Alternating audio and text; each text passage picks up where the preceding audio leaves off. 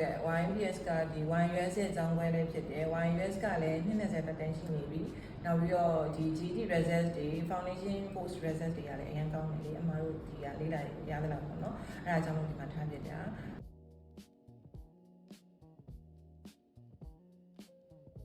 အစောကြီးသွားပြီသူအဲ့နေ့ကသူလည်းတော်တော်စိတ်လှုပ်ရှားနေလမ်းမှာသူအန်အောင်အန်တယ်လို့ပြောတယ်သူ့ကိုပြောတာသူအရန်နေစိတ်ဟွာဖြစ်ပြီးတော့တဲ့အဲ့လိုဟုတ်ကဲ့ပါနောက်အဲ့လိုပေါ့စောင့်နေနေတာထွက်မဲ့အချိန်ကြော်လာတဲ့ဒီတော့မပြောတဲ့ခါကျတော့ plan forward ဆက်တော့နည်းနည်းပိုဆိုးရင်တော့ဒီ result များကောင်းရင်လားအားများဖြစ်နေတာဒါပေမဲ့နောက်တော့ယုံပါတယ်သူ result ကောင်းမယ်ဆိုတာတော့ယုံနေဒါပေမဲ့ဟိုဆောင်းပွဲဆိုတာကြော်လက်ကြော်ဖြစ်တတ်တယ်လေအဲ့လိုမျိုးလေးစိတ်ပူပန်တာတော့ရှိရပေါ့ကျန်တာတော့သိပြောပါရမရှိဘူးသူ့အတွက်ကဟုတ်ကဲ့ပါရှင်နောက်ဖုန်းဆက်လာတော့လည်းပြောရတော့အနေနဲ့ကောင်းတယ်ဆိုဟုတ်ကဲ့ပါ the great leader လည်းကောင်းတယ်ဆို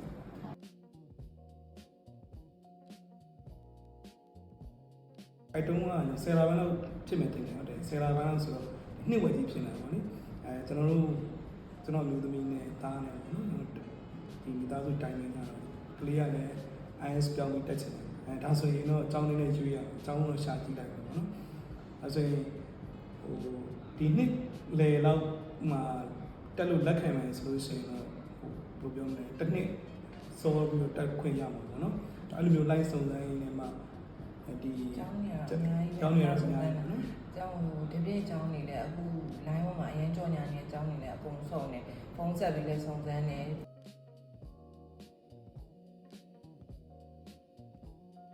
YMBS ကဒီ YUS ရဲ့အကြောင်းပွဲလေးဖြစ်တယ် YUS ကလည်း20တက်တန်းရှိနေပြီနောက်ပြီးတော့ဒီ GT result တွေ foundation post result တွေကလည်းအရင်ကောင်းနေလေအမှားတို့ဒီကလေးလာရသလားပေါ့နော်အဲ့ဒါကြောင့်မို့ဒီမှာထားပြတာနောက်ပြီးတော့နှစ်ဆုံးတဲ့အထိပေါ့နော်ဟိုတခုကြိုက်တာလေတချို့ကျောင်းနေဆိုလို့ရှိရင်ဆရာအပြောင်းလဲအရင်များတယ်ကိုကြိုက်တဲ့ဆရာကိုဒီကျောင်းမှာဒီဆရာကြီးကြော်ညာထားလို့ကလေးကိုလာအပ်တယ်ဒါပေမဲ့နှစ်ဝက်လောက်ကြာရင်ဆရာကြီးမဟုတ်တော့ဘူးနောက်ဘယ်လိုခေါ်မလဲ assistant တွေနဲ့တွားတာများတယ်လေများတယ်အဲ့ဒါကြောင့်မို့ result တွေလည်းကြာတာပေါ့နော်ဒါပေမဲ့ဒီမှာကျတော့နှစ်ဆုံးတဲ့အထိဒီဆရာမကြီးနဲ့ပဲတွားတဲ့အတွက်ကြောင့်အရင်လိုကြာတယ်အဲ့ဒါ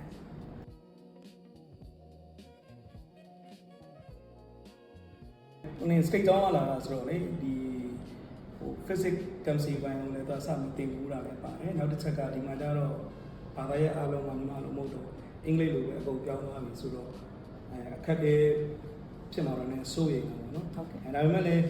ဒီဆရာဆရာမတွေရဲ့ဂရုစိုက်မှုနောက်ကျောင်းသားတူချင်းပေါ်မှာပေါ့နော်ရှိတဲ့အခက်အခဲအဲ့ဒါလေးတွေကိုဟိုလှမ်းပြီးပြောပြပေးတယ်ကျွန်တော်တို့မိဘတွေအနေနဲ့လည်းဘယ်လိုကလေးကို sport လုပ်အောင်လဲဘယ်လိုမျိုးနောက်ကနေပြီးတော့ပေါ့နော်ဟိုဖြည့်ဆည်းပေးရမယ်ဆိုတာလေးတွေပေါ့နော်အဲ့တော့ဒီကျောင်းကလည်းအများနဲ့ information တွေလာကျောင်းသားရဲ့အခြေအနေပေါ့ဆရာတွေကလည်းအများနဲ့ဒီ website တင်ကြားပြသပေးတဲ့အတွက်ကြောင့်မို့လို့ဒီသူဟိုနေ့မှာကျွန်တော်တို့လည်းတစ်ချက်တော့စောင့်ကြည့်နေတာပေါ့သူဒီဟိုနေ့လေးဖြစ်နေတာ exam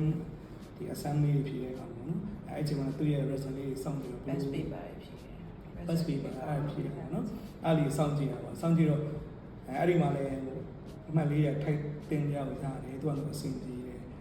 ဆိုတဲ့အခါကျတော့ဒါကိုကျောင်းမှာသင်ကြားပေးတဲ့ဆရာဆရာမတွေကျေးဇူးအရင်တင်တာပေါ့နော်အဲကျောင်းအနေနဲ့လည်းအမြဲတမ်းဟိုမိဘတွေနဲ့ထိတွေ့ပြီးတော့လိုအပ်တာလေးပြောပြနေတယ်ပြောနေတဲ့အတွက်ကြောင့်ကျောင်းရဲ့မိဘရဲ့ဆရာကြီးပူပေါင်းပြီးတော့ဟိုလှုပ်လိုက်တဲ့အခါမှာဒီလိုမျိုး result ကောင်းလေးရတာပေါ့နော်အဲ့တော့ပြောချင်တာကတော့ဒီကလေးကလောလောဆယ်ဒီဘာသာရပ်တွေနဲ့ပတ်သက်ပြီးတော့ဟိုဘယ်လိုခေါ်မလဲတန်းပြီးတော့ချိန်သွားတယ်ပြောင်းသွားတဲ့ပုံမှာပေါ့နော်လိုက်နိုင်အောင်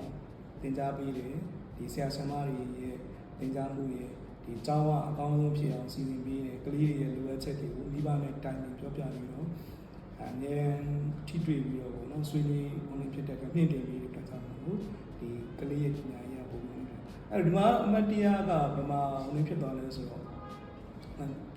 ဒီကျောင်းတက်တဲ့18လကာလအတွက်ပေါ့နော်ဒါကသူကပုံမှန်ဒီဦးနေမဲ့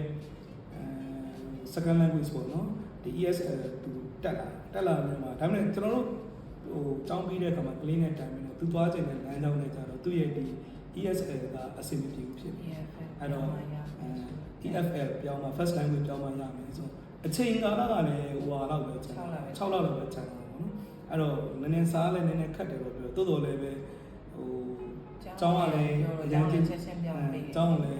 ကျေးဇူးတင်နေ appreciate လည်းလုပ်ပါတယ်ဒီ language ကိုချက်ချင်းဘာသာရပ်ကိုပေါ့နော်သူ ESL ယူနေရနေပြီး EFL ကိုတန်းပြောင်းပြီးသင်ပေးနိုင်စီစဉ်ပေးတယ်နော်ဆရာမအဲ့အတွက်လည်းတော်တော်ကျေးဇူးတင်ပါတယ်ပြီးတော့ကျွန်တော်တို့ဘက်ကလည်းကျောင်းနဲ့အဲ့လိုနေဖြစ်ပြီးတော့sport လေးလုပ်ပြီးတော့လုပ်လိုက်တဲ့အတွက်ကြောင့်ဒီမှာဆိုရင်လည်းသူ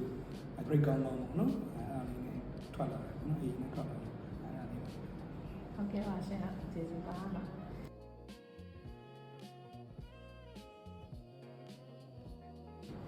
ဟိုကျောင်းကစရရလုပ်ပေးနေတော့အနားကြီးတော့အရန်တော့ stress တော့သူ့မှာမရှိတော့လေတခါလေကြားလို့ရှိရင်သူ့အရင်အေးအေးဆေးဆေးပဲ stress ပြီးညာအမေရပြီးဒီလား तू ကလုံးဝမပြီးနေအဆင်ပြေရဲ့လားပြေပါမမေရလည်းပြုံကျောင်းဆက်ကြည့်ပါလားမဆက်တော့ပါဘူးကျောင်းကနေဟိုမဖြစ်လို့ရှိရင်တော့ငါ့ကိုပြောမှာပေါ့အဲ့လိုဘယ်လိုခေါ်မလဲအမြဲတမ်း तू ကအေးဆေးပဲသူ့ကိုကြည့်အမေကတော့လေအနာနီးလာလေစိတ်ကပူလာလေနင်းစာမလုပ်ဘူးလားနင်းဒီလိုမျိုးနေလို့မရဘူးနော်အမြဲတမ်း stress ပြီးတာသူပြီးတာမဟုတ်ဘူး तू ကအေးရအေးကြောင်ကိုကပြီးဟုတ်ကဲ့ပါ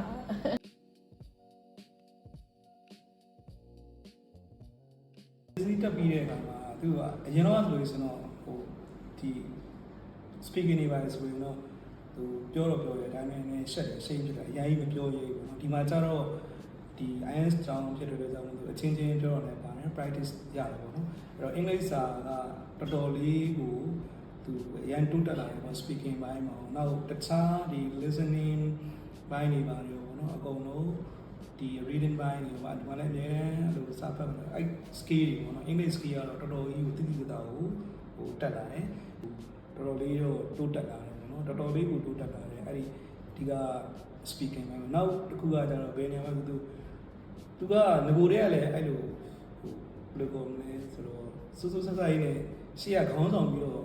လောက်ရတဲ့အပိုင်းလေးတွေသူကဝါသနာလေးနဲ့ရှိတယ်ရှေ့ကဒီမှာတော့ပူကောင်းသွားတာကဒီအကြောင်းမှာဟို activity တွေလုပ်ရတယ်သူဒီ experience တွေရှိနေဆိုလို့ရှိရင်အဲ့ဒါ presentation တွေလုပ်ရတယ်ဆိုတော့ဟို social နဲ့လည်းပို့ပြီးတော့ဟိုနေဖြစ်သွားတော့ရင်းနှီးသွားဟိုနေဟိုဘယ်လိုခေါ်မလဲမစိမ့်တော့ဘူးပေါ့လေအဲ့တော့ state level တက်မယ်ဆိုတော့ကျွန်တော်တို့ဆိုလည်းနေတော့ဆိုရင်မသွားရဲမတိတ်ရဲဘူးเนาะအဲ့လိုမျိုးတွေရှိတာပေါ့ရှက်စိတ်ကြောက်စိတ်အဲ့ဒါလေးတွေကအစားဒီမှာအဲ့လိုပေါ့ဒီ presentation တွေလုပ်တာနောက် activity လုပ်တာဒီဟာတွေရဲ့အကျိုးကျေးဇူးပေါ့နော်ကလေးကဟိုသူတို့မှာရှိတဲ့ performance ကိုဒီမရှက်မကြောက်နဲ့ဒီရေးရေးလေးမှာသူပြနေတာဒါဒီကြောင်းမှာဟိုတက်လိုက်ရတဲ့တက်ခဲ့တဲ့အကျိုးကျေးဇူးလေးတွေပေါ့နော်ဒါကတော့တိုင်ပင်ပြီးတော့ဒီစာလုံးကိုပို့ပြီးပေါ့နော်ပို့လီစပြီးတော့အင်းဖြစ်နေပို့လီမှာတော့သူကတော့တော်တော်တဲ့ common ICT ကိုဟိုရှောက်တယ်ပေါ့နော် ICT ကိုရှောက်တယ်ပြောတယ်ပို့လီကတော့ကျွန်တော်တို့၅ကျောင်းလုံးရှောက်ဖို့လုပ်ထားတယ်ဘိုးစပြီးတော့ရှောက်ပြီးဒီမှာဆက်လို့ဆက်ရှောက်ထားတယ်ဆက်ရှောက်ထားပြီးတော့ကျန်တဲ့၄ကျောင်းတော့တစ်လပိုင်းမှာရှောက်ရတယ်အဲ့တော့သူယူဘယ်ကျောင်းကနေပြီးတော့သူယူခြင်းနဲ့မေဂျာနဲ့အဆင်ပြေနေတော့မသိပါဘူးနော်အဲ့ဒါလေးကိုတော့ကျွန်တော်တို့စီစဉ်ထားတယ်ပြီးတော့မှပိုလီပြီးသွားရင်တော့သူ့ကိုအဲ့ဒီမှာပဲ NUS ပေါ့နော်ဆက်ပြီးတော့ထားပြီးမယ်ပေါ့ဒါသူဒီလိုမျိုးအဲ့လိုပိုလီသွားပြီးတော့တက်နိုင်တယ်ဆိုတာကလည်းဒါဒီကနေပြီးတော့ဒီ NGC ပြီးသွားတဲ့ foundation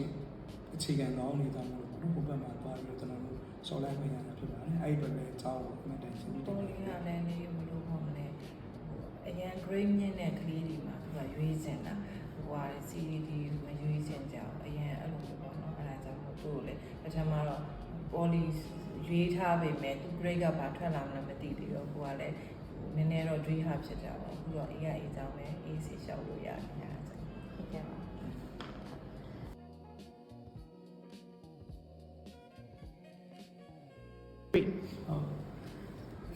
ဒီအကြောင်းရင်းပြတဲ့အကြောင်းရင်းကလေရွေးပြတယ်ဆိုတာကဒီ YBS ပေါ့နော်ရွေးပြတဲ့အကြောင်းရင်းကအရှိမှပြောပြရတယ်ပေါ့နော်အခုရွေးလိုက်တယ်ဒီအကြောင်းရဲ့အကြောင်းသားတွေပေါ်မှာ view site ပေးမှုနောက်ဆရာတွေရဲ့သင်ကြားပြတာကောင်းမှုပေါ့နော်မိဘနဲ့ဆရာပူးပေါင်းပြီးတော့ဒီလိုမျိုးရလက်ကောင်းကြီးတွေတကယ်ရလာတယ်အခုဆိုရင်ဒါဟိုကျွန်တော်တို့ဒီမှာတက်ခဲ့တဲ့ဒီ Y YBS မှာတက်ခဲ့တဲ့ first batch မှာဒါ NGCC ဖြည့်တဲ့အခါမှာဒီ 100% အကုန်အောင်တယ်ပေါ့နော်ဖြည့်တဲ့ကျောင်းသားတွေအကုန်အောင်တယ် 100% အောင်ပါတယ်ဒါဟိုကျောင်းအနေနဲ့လည်းကလေးတွေကိုတော်တော်လေးကိုဂရုစိုက်တဲ့အတွက်ကြောင့်လိုအပ်တဲ့နေရာလေးမှာဖြည့်ဆည်းပေးတယ်